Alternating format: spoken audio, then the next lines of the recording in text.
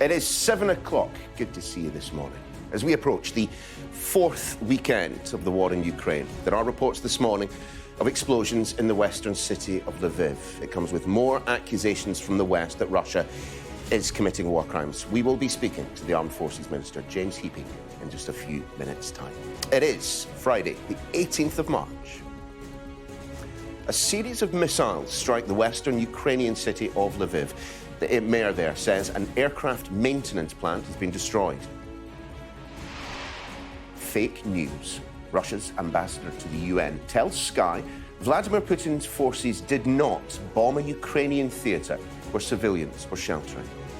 We have disinformation war, which is raging on a much greater scale than on the battlefield. And I will not be surprised at anything, because who wins the information war? The one who wins the war. Meanwhile, in the southern port city of Odesa, residents prepare for a Russian attack that could come from the sea. Homes for Ukraine. The new scheme to house refugees opens, but the government is accused of not supporting British hosts. Mutiny on the ferries. Angry demonstrations are planned against P&O's decision to sack 800 workers on the spot. Freedom to roam. All remaining COVID travel measures are axed for people coming into the UK as part of the government's plan to live with COVID. And eager beavers in the capital. They're back in London for the first time in more than 400 years. Also ahead on the programme this hour, an emergency mission. I'll be catching up with the Scottish student who bought an ambulance and drove it all the way to the Ukrainian border.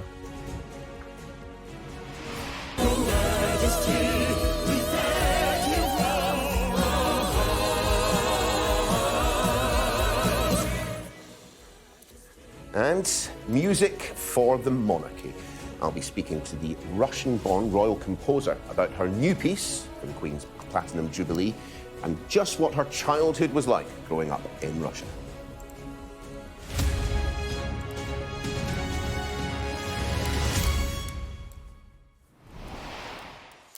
Morning all, and we begin with some breaking news. There are reports of multiple explosions in the western Ukrainian city of Lviv this morning. Within the past hour, the city's mayor has confirmed that missiles destroyed an aircraft maintenance plant. Sky's Alistair Bunkle is in Lviv in western Ukraine for us this morning. Alistair, just tell us what you heard and what you saw. Yeah, morning, Neil. So the air raid sirens went off at around 6:15 in the morning. I mean, that's been commonplace over the last week or so here. But then 3 or 4 explosions I counted around 6:30 a.m. in the morning here. So just really as the city was starting to wake up, just as the curfew had lifted. We're at the airport now, or as close as we can get to the airport. The authorities are pretty jittery. They don't really want to broadcast around the world the damage that's been done because they don't want that sort of propaganda for the Russians. But behind these buildings is where the airport complex is. Smoke has been coming from there for most of the morning. It's starting to dissipate now. The initials thought was that they hit the airport itself, because we'd been expecting that actually as a strategic target of the Russians. But actually, we're now being told that it was a site just next door, an aviation repair facility that one assumes is part of the Ukrainian war effort to keep their fighter jets in the skies. In terms of what, where and how, reports again of Russian strategic bombers were around the area in the early hours of this morning. So I think probably that's where this strikes came from. It's not going to be an artillery barrage or anything like that. The Russian forces just aren't anywhere near here to be able to carry that kind of attack out. So I think we're looking at probably some long-range cruise missiles, precision strikes.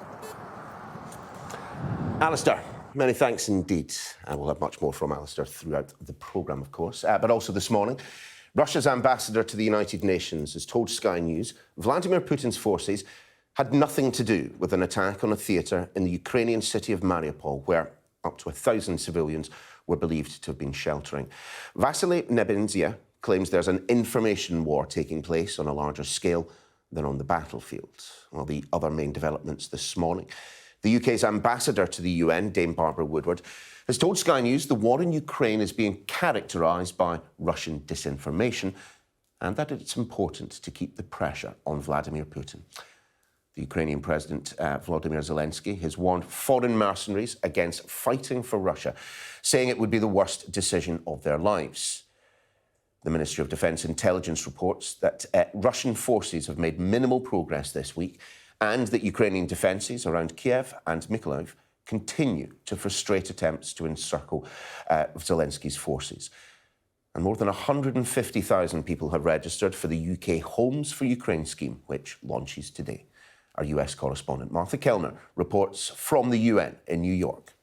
As Ukraine burns, the United Nations, the body whose founding principle is to avoid horror like this, talks. And the condemnation of Russia grows louder. Russia has attacked so much of what we hold sacred. And everything the United Nations stands for.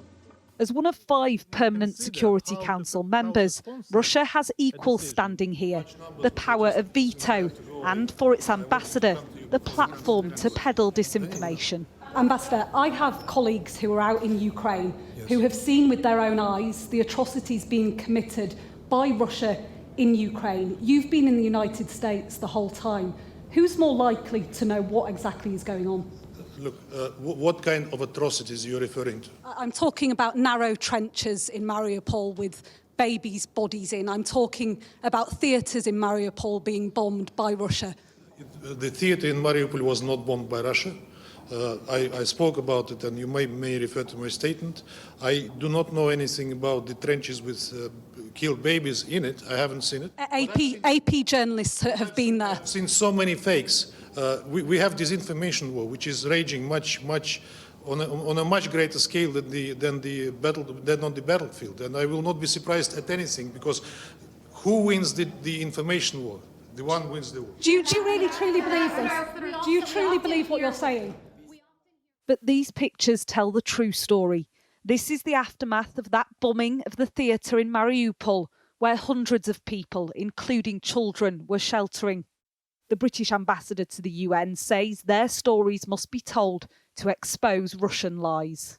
The Russians say that they are attacking military targets. They're actually attacking children who are sheltering, and that's a war crime. We heard it from President Biden yesterday. We've heard it from the Secretary of State, Antony Blinken, today. You agree with that Vladimir Putin is a war criminal? We're certainly agreeing that there are war crimes being committed in Ukraine. They have to be investigated, of course, by the relevant international legal authorities. But really, the main thing that we need to do now is stop the war, get Russian boots off the ground, and return Ukraine to peace. At the UN, Russia has called a meeting today on what they say are US bioweapons in Ukraine. It is another baseless claim. Another attempt to deflect from the atrocities being inflicted on these innocent people. Martha Kellner, Sky News, New York. Joining us once again on the programme, the Armed Forces Minister, James Heappey. Minister, always good to have you on the programme, and as always, lots for us to discuss. So let's start, shall we, with the kind of the overview of where the conflict is currently. The DOD and the MOD seem to be in agreement that the Russians have made precious little advance over the past week, but I'm wondering whether or not you are concerned about what we've just seen in the past few hours in Lviv, what appears to be the use of cruise missiles to take out part of the airport facility. Yeah, I mean, look, I think that's exactly right, Niall, that on the sort of macro level, when you look at the whole map, the Russians are making very, very little progress, and yet they continue to expend a significant amount of military resource. And that is great credit to the resistance the Ukrainians are putting up. But on the sort of smaller, more local level, what's going on in Mariupol is a cause for huge concern. The city is under a level of barrage that is utterly terrifying and disastrous for the population that remains there. The Ukrainian MPs that visited me here in the Ministry of Defence yesterday were telling me that maybe 90% of the city is now being affected. And as you say, you know, there are now 2 strikes into Western Ukraine, the airbase last week and strikes in Lviv last night.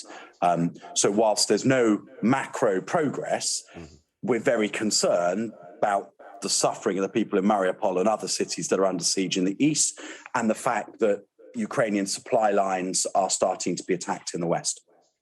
It certainly looks that there has been a tactic of blanket bombardment when it comes to Mariupol in terms of the Russian strategy there. You'll have heard just in the past couple of minutes, though, in Martha's report, the Russian ambassador to the United Nations denying any Russian involvement in what happened in that theatre in Mariupol. What is our intelligence telling us about responsibility?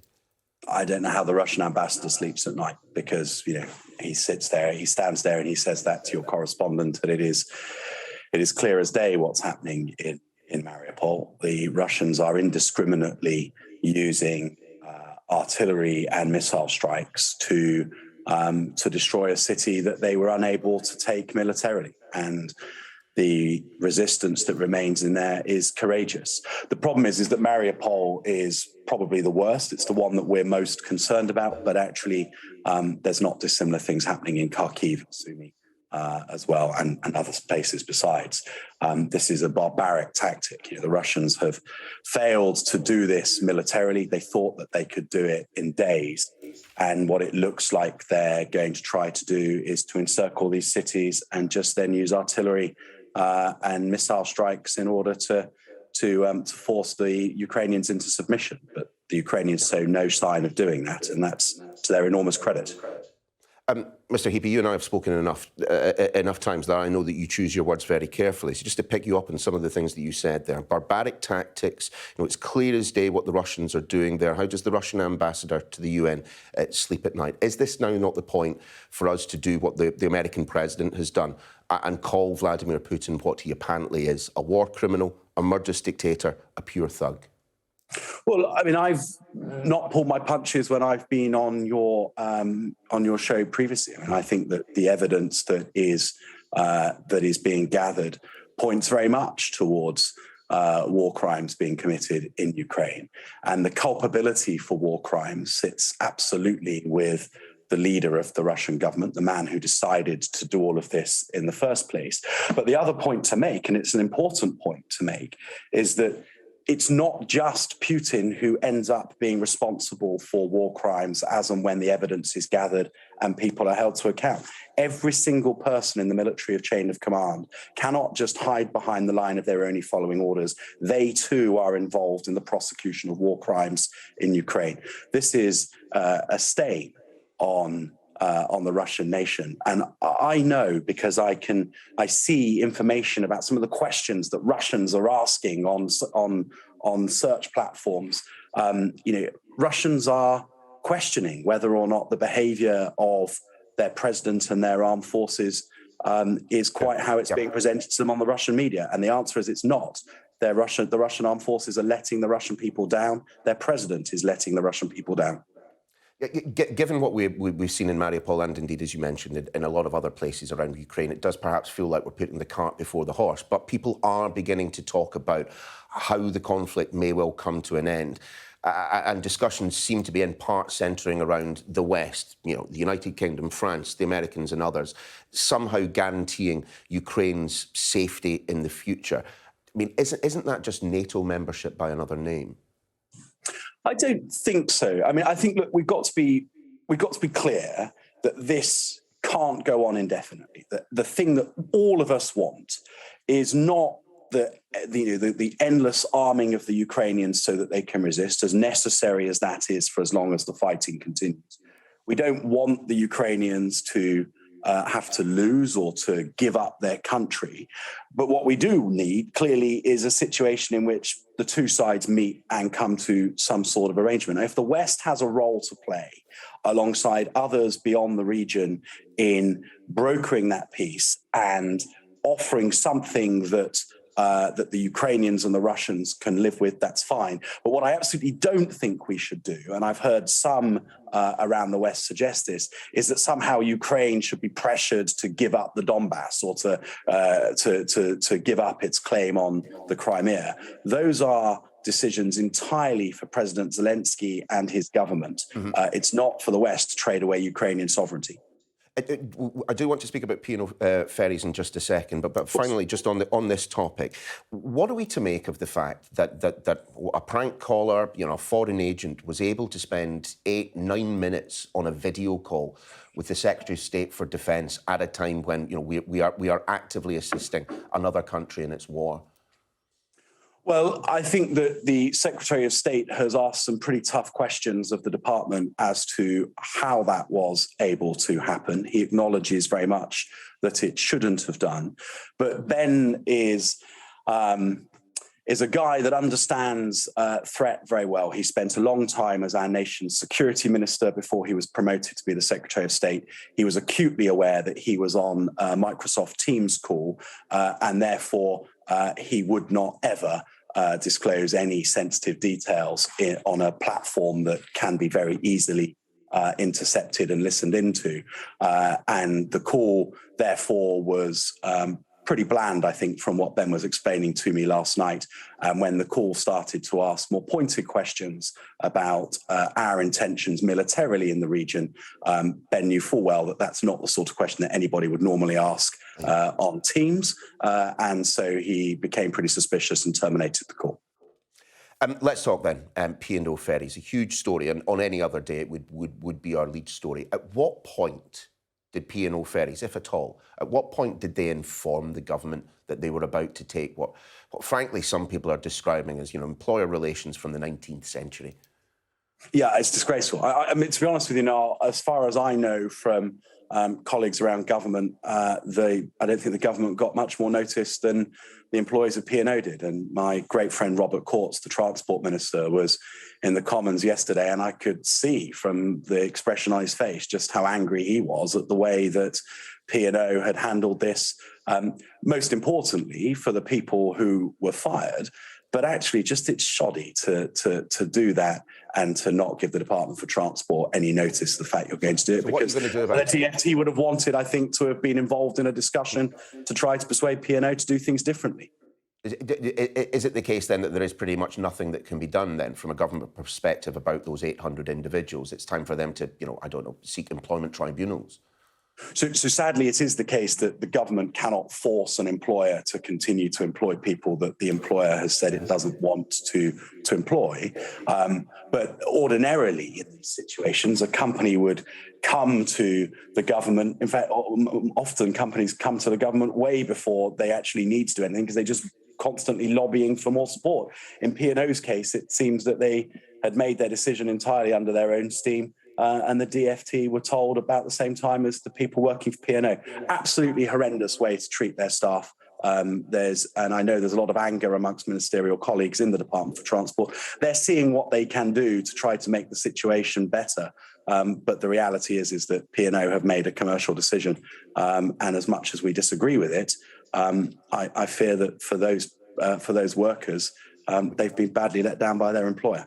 Minister, I've got to let you go so you can answer this as quickly or as slowly as you like. We gave them £10 million in terms of furlough money. Can we get that back from P&O ferries? Oh, Niall, I don't know. I mean, it sounds like exactly the sort of thing that if I were the Treasury, I would be asking for. But I don't know exactly how these things work, I'm afraid. I'm sorry. You've got enough on your plate as it is. Minister, always good to have you in the programme. Thanks for being with us. No, thank you very much. Thank you. Let's take a quick look then at some of the front pages from the papers. Let's start with The Guardian. It says that Russia is now being accused by several countries, including Britain, of committing war crimes after its bombing of a school and a theatre where people were sheltering. The Eye reports that Vladimir Putin may have to abandon his planned tank assault on Kiev because of the strong resistance his forces are meeting. However, we've seen it take place in Lviv. He may well instead increase the use of rockets and artillery bombardment instead. At The Telegraph, it says that the Home Secretary and the Defence Secretary, Priti Patel, and Ben Wallace were, well, as you were just hearing in my interview with Mr. Keepy, targeted by Russian imposters posing as Ukrainian politicians in video calls. And the FT leads with a decision by P&O ferries to sack 800 people and replace them with cheaper labour. The staff were fired via a Zoom call with immediate effect. Still to come on the show, General Sir Richard Sheriff will be joining me to give us his analysis on the war in Ukraine so far and just what Vladimir Putin might do next.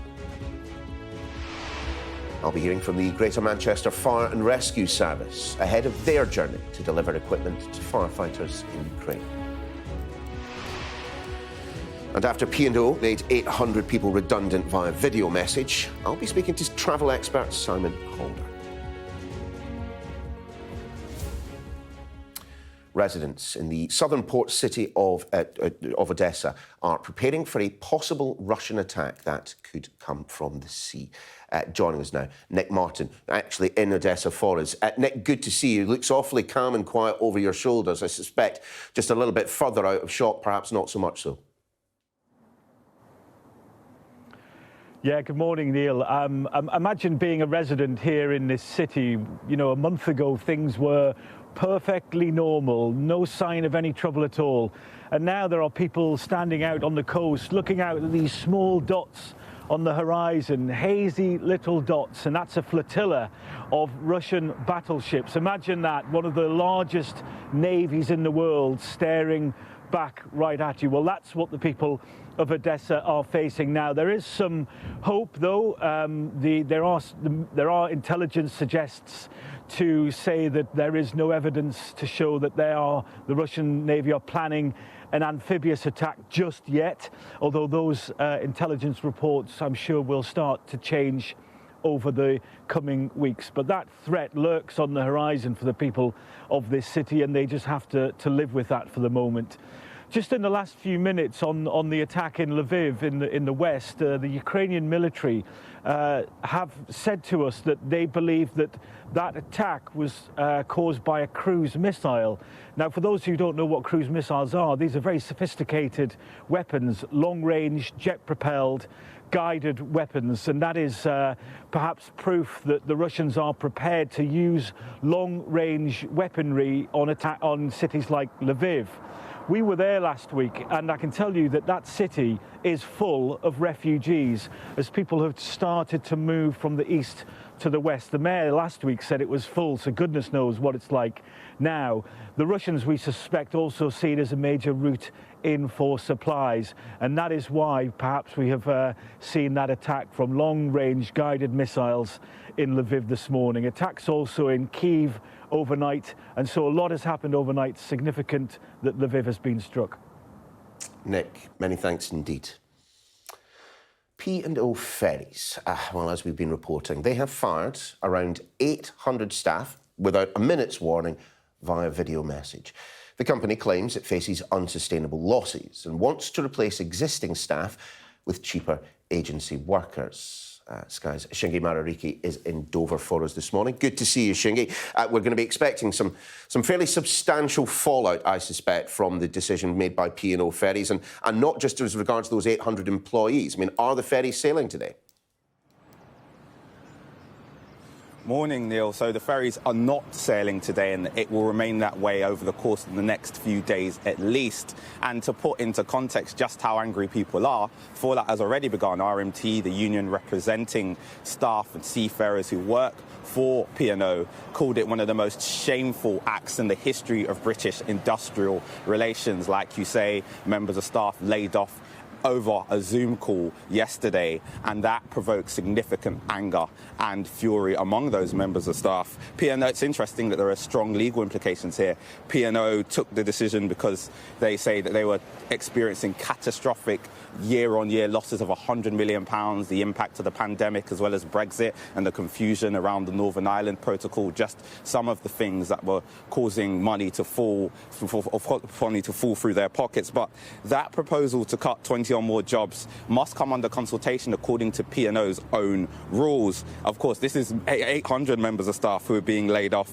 meaning that the employees could potentially bring a claim of unfair dismissal. But the anger has already begun. Yesterday, across the ports that P&O operate across, staff essentially staged sit-ins. They didn't leave those boats, and members of security services who were equipped with handcuffs had to come and take them off the boats, according to reports. Protests are arranged for here, Liverpool and Hull today, so it's quite clear that the anger over those abrupt dismissals will continue today.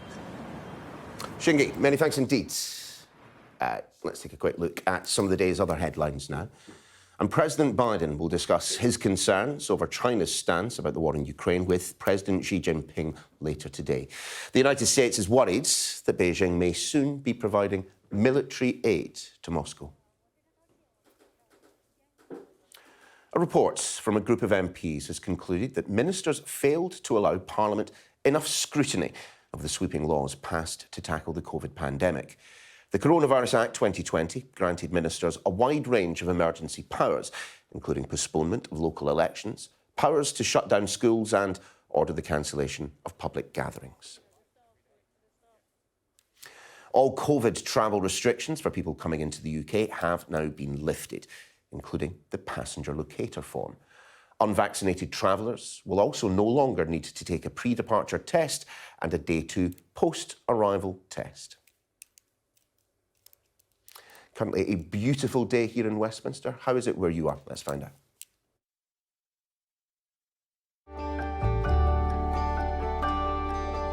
Look forward to brighter skies. The weather, sponsored by Qatar Airways. In for a mainly fine few days, but the showers will spread into the south on Sunday, with the southeast looking most at risk. Mostly sunny, but quite chilly at the moment, with a frost in places and fog in the south. Just a few showers in the far north. The morning will be mostly dry and sunny, with early fog and showers in the north soon clearing. But misty low cloud will affect southern Irish coasts. It will be mainly mild, very mild in fact, for England and Wales. Generally light breezes mean it should feel pleasant in the sunshine, but a stiff wind in the northwest will make it feel colder there. Quick reminder as to our top stories. And P&O Ferries have defended their decision to make more than 800 staff redundant with almost no warning. The mayor of Lviv says a series of missiles have destroyed an aeroplane maintenance plant near the city's airport. And Russia's ambassador to the United Nations tells Sky News Vladimir Putin's forces did not bomb a Ukrainian theatre where civilians were sheltering. Well, let's stick with that topic, shall we?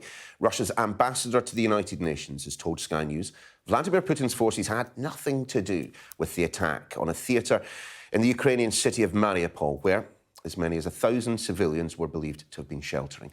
Just a little earlier, I asked the Armed Forces Minister, James Heapy, about those claims by the Russians, and he, well, frankly, didn't hold back. I don't know how the Russian ambassador sleeps at night, because, you know, he sits there, he stands there and he says that to your correspondent, that it is clear as day what's happening in Mariupol. The Russians are indiscriminately using artillery and missile strikes to destroy a city that they were unable to take militarily. And the resistance that remains in there is courageous. The problem is that Mariupol is probably the worst. It's the one that we're most concerned about, but actually there's not dissimilar things happening in Kharkiv and Sumy as well, and other places besides. Joining us now, our political correspondent, Rob Powell. You are recovered from your injury now, Rob. You put it on social media, so I'm allowed to mention it publicly. But let's focus, shall we, on the interview with the Armed Forces Minister. Yeah, he didn't hold back, but he certainly didn't go as far as, you know, the President of the United States in his condemnation. No, still not, Neil, making that explicit link as President Biden did and calling Vladimir Putin a war criminal. Instead, saying that it certainly was clear that war crimes had been committed and that the evidence pointed towards not just President Putin, but others within the Russian establishment as well. But very strong words responding to the Russian ambassador, who told Sky News at the UN overnight that Russia wasn't responsible for the bombing of that theatre in Mariupol, saying it was clear as day what was happening there. He also expressed concern as well about what we've been learning from Western Ukraine in the last few hours, missile strikes that appear to have taken place close to the airport there, saying that it was concerning that it appeared that supply routes into Ukraine appear now to be targeted by Russian forces. We also got his view and some more information as well on one big domestic story we've been covering in the last 24 hours, those 800 redundancies being made by P&O ferries. James Heapy, again, not holding back, saying it was shoddy and disgraceful what P&O had done, that they didn't give the government much more notice than they did to the workers. That's crucial, that's important, because that suggests that they may well have broken employment law if they hadn't given that notification to the government. But again, James Heapy saying that this was a commercial decision, so saying that there really wasn't all that much that the government could do to get involved in this, but did float the idea, when you put it to him, of looking again at some of the furlough cash during the pandemic that was given to the company. And I think there will be pressure for the government to look at whatever leverage it has with the firm, whether that does mean furlough cash or whether that does mean reviewing and looking again at some of the contracts that the government has with P&O. Rob, good to have you back. Thanks for joining us. Now, the Ministry of Defence has released its daily intelligence report about Ukraine. It concludes that Russian forces have made little to no progress this week and that Ukrainian forces are continuing to frustrate any advancements. Here to give his analysis of the situation, General Sir Richard Sheriff, a former Deputy Supreme Allied Commander of NATO. General, great to have you on the programme this morning. I wonder if we can start with that MOD assessment and indeed the assessment of the Department of Defence. The Russians, for all their efforts over the past week, really have not been making gains. Well, good morning. And yes, I'm sure that the assessment is absolutely correct. And what we've seen is an extraordinarily brave, tenacious, courageous Ukrainian defence fired by the spirit to defend their country. They've been well supported by the West with anti-tank weapons, anti-aircraft missiles and the like, and they're showing that they can use them. But we've also seen extraordinary incompetence and lack of professionalism by the Russian armed forces. They spread their forces too thin. They've failed to support them logistically. They've forgotten that fundamental maxim of war that amateurs talk tactics and professionals talk logistics. Morale, by all accounts, among the Russian soldiers is absolutely rock bottom. They were expecting to be greeted by flag-waving crowds, and they've been greeted by ferocious defense. But herein, so it's absolutely going the Ukrainian way, and the Ukrainians have inflicted really significant attrition on the Russians. But herein lies the issue, which is that, of course, Putin cannot accept defeat. And therefore, in typical KGB style, if he's facing trouble in one direction, he could cause even greater trouble in another. Well, very specifically then, General, what do you mean by that? Where might Vladimir Putin's gaze fall upon next? Well, we should be absolutely on our guard to, for example, chemical attack, quite potentially the use of tactical nuclear, and quite potentially the some sort of attack against NATO territory. We've already seen Putin targeting Ukrainian infrastructure, supply routes through the attack last week on the last weekend, and I think all bets, everything should be on the table, and we should be very, very clear about what might happen and take the necessary measures to guard against it. In particular, I think the most important thing is really effective NATO conventional deterrence. We're seeing a ramp up of NATO troops on the eastern flank as a deterrent force. NATO, of course, remains defensive, and I think that ramp up of force should continue because we can take nothing for granted. Are we now at the point, given that which we've seen in Mariupol, the bombing of the theatre, the Russian ambassador to the United Nations denying any responsibility, but as we heard from James Heapy just a little bit earlier, all of the evidence suggests Russian involvement. Are we now at the point of perhaps considering whether or not there should be a more active NATO involvement in the situation in Ukraine? The no-fly zone has always been ruled out, but given the human rights atrocities that we are seeing, is it perhaps time to revisit that decision?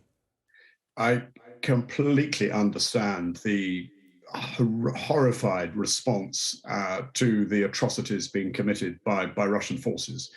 And of course, every fibre in us says we want to respond, we want to do what we can to support. But we have to think really clearly here, because any NATO direct action on the ground, in the air, in Ukraine is an act of war. A no-fly zone would involve the shooting down of Russian aircraft, the destruction of Russian air defense batteries and radars on the ground. If NATO goes down this line, it has to be clear that it is ready and prepared to fight a general war against Russia, because that is where it would lead. And a general war that could easily go nuclear and therefore become a war of national survival. So we need to be crystal clear about the implications before we make any decisions like this. Given what we have heard, however, from the American president, Joe Biden, he made it absolutely clear there would be no American troops on the ground, appeared to intimate that it would take, I'm not quite sure what it would take for military conflict to exist between the United States and Russia, but it would take an awful lot. Do you think we have been sending that message clearly enough? Oh, I think it's been pretty clear, but let's also be clear that a Russian incursion into NATO territory would mean all 30 member states of NATO would be at war with Russia, because NATO is founded on the principle of collective defense. An attack on one is an attack on all. And that is precisely what we have to guard against. So yes, to support Ukraine with weaponry and the like. Yes to the economic sanctions that are clearly really hitting Russia hard, but thus far no further as far as NATO is concerned. General Sir Richard Schiff, great to have you on the programme this morning. Really appreciate your time. Thank you. People across the UK have been finding different ways to help support the efforts in Ukraine, whether it's signing up to home refugees or just donating a few bits and bobs. Now, Greater Manchester's Fire and Rescue Service are joining a national convoy to deliver thousands of items of kit and equipment to support firefighters on the front line. Joining us now, David Russell and Steve Jordan from Greater Manchester Fire and Rescue Service. Gentlemen, good to have you on the programme. And Steve, I hope you don't mind, I'm going to start with the gaffer, the Chief Fire Officer, just to try and take us through exactly what it is that you guys will be delivering to the Ukrainians. What are you taking out there?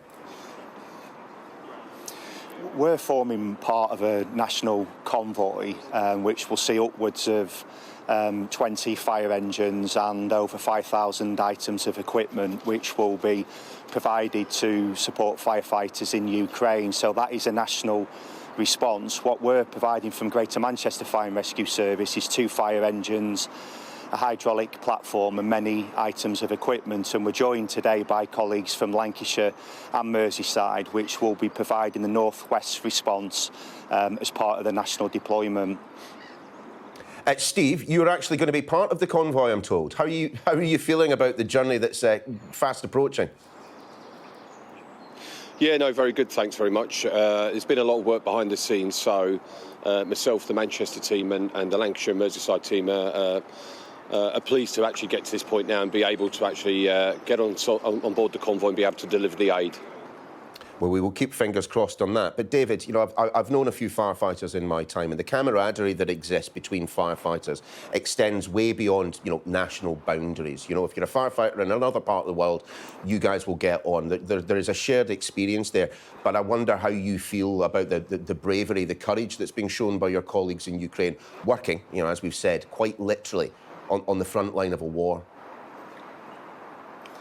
We're incredibly proud, and I think today represents Fire and Rescue Services at their best. What we do is help people and we support communities, and the whole fire service family's been moved by the scenes we're seeing in Ukraine with firefighters dealing with some really difficult building fires, collapsed structures, and we're just proud that as a UK fire organisation we're able to provide vital appliances and equipment. So, we want to help, and today is a step towards that.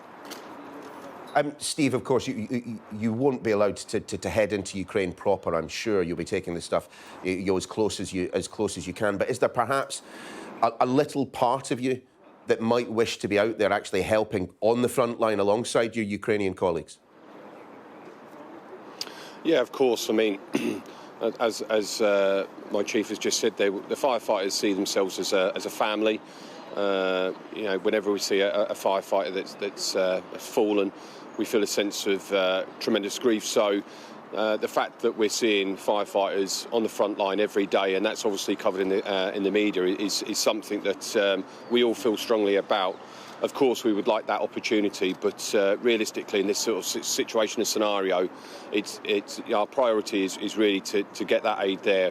I think the key thing is we'll also be linking up and hooking up with our colleagues from the Polish Fire Service as well. So whatever we do, we know that it's going to have a tremendous impact and support for our Ukrainian colleagues. And David, just to conclude with you, just give us an idea. You'll have obviously been liaising, as Steve was just saying there, with the Poles and indeed with your colleagues in Ukraine. What have they been telling you about the work that they are having to do at the moment? As mentioned before, they are in the middle of a war. It is a dangerous enough job that you guys do at the best of times, but to be doing it out there under those circumstances, I'm just wondering what they've been telling you about how they've been coping. Well, what we do know is that firefighters in Ukraine are dealing with some incredibly difficult situations, which is obviously stretching their resources very much. So the resources which fire and rescue services nationally are providing will absolutely support and complement their access to fire engines and equipment, so that will help. But undoubtedly, it is difficult really to comprehend how difficult it is for firefighters in Ukraine. But as a nation of firefighters, we support everybody out there on the front line. Well, look, wishing you a very, very safe journey out there and a safe return trip as well. David Russell, Steve Jordan from Greater Manchester Fire and Rescue Service. Thanks so much for joining us, guys. Now, demonstrations are expected today after P&O Ferries laid off 800 members of staff via video message and without any prior warning. A little earlier, the Armed Forces Minister, James Heappey, told us it was a horrendous way to treat people. I'm sure someone who will agree with that. The travel editor at The Independent, Simon Calder. Simon, lovely to see you as always. Let us start. There are a number of things we need to talk about today, but let us start with P&O Ferries. Why did they take this particular decision? I understand the travel sector, as we have discussed over the past couple of years, have really had a time of it. But to sack 800 people in this way is giving them an awful lot of negative PR this morning. Well, it certainly is. Now, let's just bear in mind that P&O Ferries, which, by the way, has no connection with P&O Cruises, which is sailing perfectly normally and isn't involved in this, it's an American-owned company. P&O Ferries is owned by DP World, a Dubai-based company. Now, over the past year, we have been told that they've lost roughly £100 million. That's £3 per second, clearly unsustainable. Many companies have suffered in the travel industry, as you say, over the past 2 years. And a lot of those have come up with, well, what's been described as fire and rehire. The idea that you negotiate with your existing workforce and say, well, if you want to stay working, you're going to have to accept inferior terms and conditions. If you look at an airline like British Airways, they've done that. And pretty much all the pilots, the cabin crew who are working there today are on much worse terms than they were 3 years ago. But this was all negotiated with the unions. DP World appears to have instructed P&O Ferries, right, just sack everybody. We've got other staff waiting. They will be able to take over. We'll resume the operation. Well, they were going to say in a few hours. They're now saying maybe a week or so. And everything will carry on as normal. As we've seen from the outrage right across the political spectrum, that simply isn't working. And while it's been awful talking to many of the seafarers here in Dover in the past 24 hours, they're total shock that they were sacked in this way. I think that they may have some good news, I hope, very quickly, because I think P&O has simply misjudged this appallingly.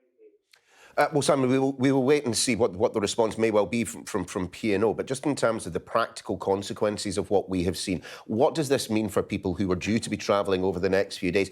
And indeed, we probably shouldn't forget the fact, the ports are going to get awfully crowded if there are no P&O ferries leaving for the next few days. Well, look, Stephen, I'm just looking across, and the Jubilee Way, which is the overpass that comes down from the White Cliffs of Dover, looking pretty clear this morning. Yesterday, it was really quite snarled up with a lot of trucks. But what's happening is that people booked on P&O from here are being moved onto DFDS ferries. There's also capacity from Irish ferries sailing from here to Calais. And then, of course, just 10 miles or so down the road at Folkestone, you've got Eurotunnel. So there's enough capacity at the moment. We're not into the busy Easter holidays with lots of leisure traffic yet. At the other ports, it's a different story. Hull to Rotterdam, there is no easy alternative. You've got Newcastle to Amsterdam or Harwich to Hook of Holland. But P&O is basically just saying, well, if you booked on that route, then probably best not to travel. Same applies Cairnryan to Larne, the shortest Scotland to Northern Ireland crossing. Some people are booking with Stena Line from Cairnryan to Belfast, although they've got limited capacity. They're doing what they can to help. And of course, Liverpool to Dublin is the other one. So it is very, very messy in the short term. It's one of those things, though, that one reason P&O has lost so much money is there is such intense competition in the ferry industry, keeping us connected with the rest of Europe.